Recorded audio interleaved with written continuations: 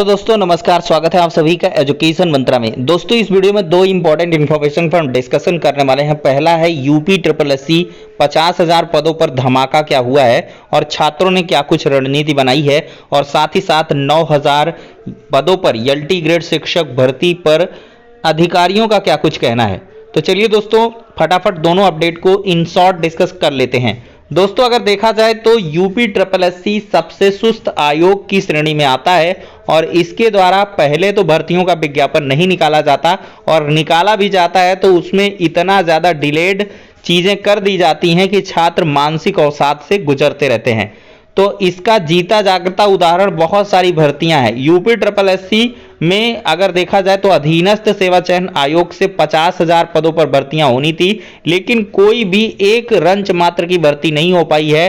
पेट के बाद से 50,000 पदों पर भर्तियों के विज्ञापन की बात कही गई थी, लेकिन अभी तक सिर्फ और सिर्फ एएनएम और लेखपाल भर्ती के लिए विज्ञापन और आवेदन हो पाए हैं, लेकिन उनकी भी परीक्षाएं अभी लंबित हैं। तो ऐसे में छात्रों ने रणनीति बनाई है, क्योंकि अभी आचार संहिता चल रही है, तो आचार संहिता में कोई भी छात्र आंदोलन नहीं कर सकते हैं और ना ही विरोध प्रदर्शन कर सकते हैं। तो इस प्रकार से छात्रों ने यह तय किया है कि 10 मार्च को नई सरकार बनेगी। अब नई सरकार तो भाई बनेगी ही, अब चाहे वो योगी आदित्यनाथ जी की भाजपा सरकार बने चाहे सपा, तो सपा वर्सेस भाजपा ये लगातार चल रहा है, और बीजेपी और एसपी में कोई एक यहां पर अपनी जो सरकार है वो बनाएगा।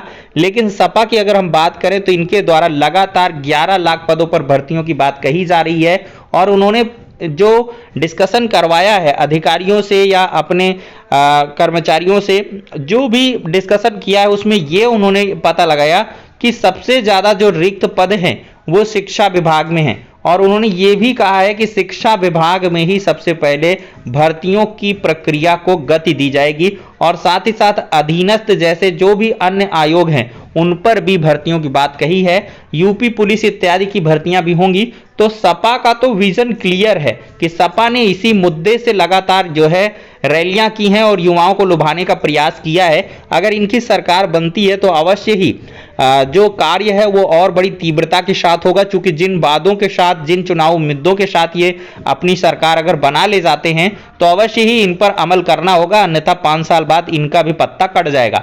लेकिन अगर भाजपा सरकार आती है तो भाजपा सरकार ने कहीं ना कहीं रोजगार को एक उतना अधिक प्राथमिकता नहीं दिया है। किसी भी चुनावी जनसभा के माध्यम से यहाँ पर रोजगार की ज्यादा बातें नहीं कही गई हैं। अभ्यर्थियों ने जब ज्ञापन दिया, कुछ भाजपा के जागरूक छात्र भी हैं जो लगातार भाजपा के मतलब कुछ पदाधिकारियों से कांटेक्ट में हैं, तो उन्होंने कहा कि भाई आप रोजगार का मुद्दा उठवाइए। तो सिद्धार्थनाथ सिंह से बात कहलवाई गई। तो योगी जी ने एकाध सभाओं में कहा है, लेकिन अन्य सभाओं में सिर्फ जो पलटवार की प्रक्रिया है वो चलती रहती है कि डिंपल भाभी ने क्या बोला है तो उसके हमें पलटवार में क्या करना है, या फला ने क्या बोला तो अखिलेश ने कुछ बोल दिया तो उसका पलटवार, लेकिन रोजगार पर जो तथ्य हैं वो सामने नहीं आए हैं। तो छात्र काफी ज्यादा नाराज हैं, और देख भी सकते हैं छात्रों का पढ़ने लिखने में मन भी नहीं लग रहा है। तो इस वजह से छात्रों ने 14 मार्च को, जी हां दोस्तों ये तारीख नोट कर लें, 14 मार्च को यूपी ट्रिपल एससी का घेराव करने के लिए सोचा है कि यूपी ट्रिपल एससी का एक घेराव किया जाएगा बड़े पैमाने पर। हजारों की संख्या में छात्र लखनऊ में इकट्ठा होंगे और यूपी ट्रिपल एससी से 50,000 पदों पर इसी साल भर्तियां करने की बात कही जाएगी। और अगर देखा जाए तो अधिकारियों के माध्यम से यह भी इंफॉर्मेशन मिली है कि यूपी ट्रिपल एससी दोबारा से पेट 2022 की प्रक्रिया पर भी कार्य करना शुरू कर दिया है, और अप्रैल अंत तक या मई में यूपी ट्रिपल एससी पेट 2022 का विज्ञापन जारी हो सकता है। मतलब जो 21 का पेट हुआ उससे कुछ खास तो नहीं हो पाया, अब पेट 22 आ जाएगा। 21 का मतलब पत्ता गोल, पत्ता खत्म। तो ये सारी चीजें हैं जो छात्रों को काफी ज्यादा परेशान कर रही हैं। अब दोस्तों हम अगली अपडेट पर बढ़ते हैं। तो 14 मार्च को एक बड़ा अभियान चलेगा, और इस दिन बहुत सारे छात्र लखनऊ की सड़कों पर इकट्ठा होंगे और अधीनस्थ सेवा चयन आयोग का घेराव करेंगे। और साथ ही साथ चेयरमैन से ये बात करेंगे कि पूरा एक क्लियर कट जो शेड्यूल है वो निकाल दिया जाए, जो लंबित भर्तियां हैं उनको पूरा करने का, और साथ ही साथ जो विज्ञापन नहीं आ पाए हैं उनके बारे में भी यहां पर स्टैंड क्लियर हो। अब दोस्तों दूसरी तरफ हम बात करते हैं, एलटी ग्रेड शिक्षक भर्ती एक बड़ा चैलेंज बनी हुई है, क्योंकि यहाँ पर जो अधियाचन था वो 1200-1400 पदों पर ही आया था और रिक्त पद लगभग 3500 के लमसम थे। तो उन पदों को जोड़कर यहाँ पर अभ्यर्थी कह रहे थे कि इतने पदों पर काम नहीं चलेगा, दोबारा से अधियाचन मंगाया जाए। तो अधियाचन मंगाया भी गया और अंजना गोयल जी को इंस्ट्रक्शन दिए गए थे कि 10 दिन में यहाँ पर लोक सेवा आयोग को स्पष्ट कर दें स्थितियां, जिससे कि इसके विज्ञापन इत्यादि को निकाला जा सके। लेकिन ऐन वक्त पर देखा जाए तो अधियाचन वगैरह सब जो कार्य है वो पूरा हो चुका है और ऐसी जानकारी मिल रही है कि अधियाचन में पदों की संख्या में इजाफा भी हुआ है, 500 से 1000 पद बढ़ के आए हुए हैं।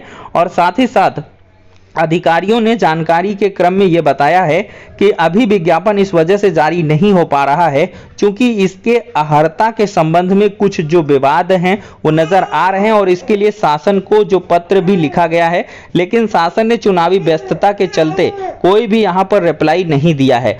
तो जैसे ही चुनाव संपन्न होते हैं तो यहां पर शासन को रिमाइंडर भेजा जाएगा और अगर वहां से उसके पहले जवाब आ जाता है तो चुनाव के बाद जो इसका विज्ञापन है वो जारी कर दिया जाएगा। तो मार्च एंड तक आप उम्मीद कर सकते हैं कि लगभग 9000 पदों पर तो अभ्यर्थियों की मांग है, लेकिन इतने पदों पर विज्ञापन आ पाना थोड़ा सा मुश्किल लग रहा है।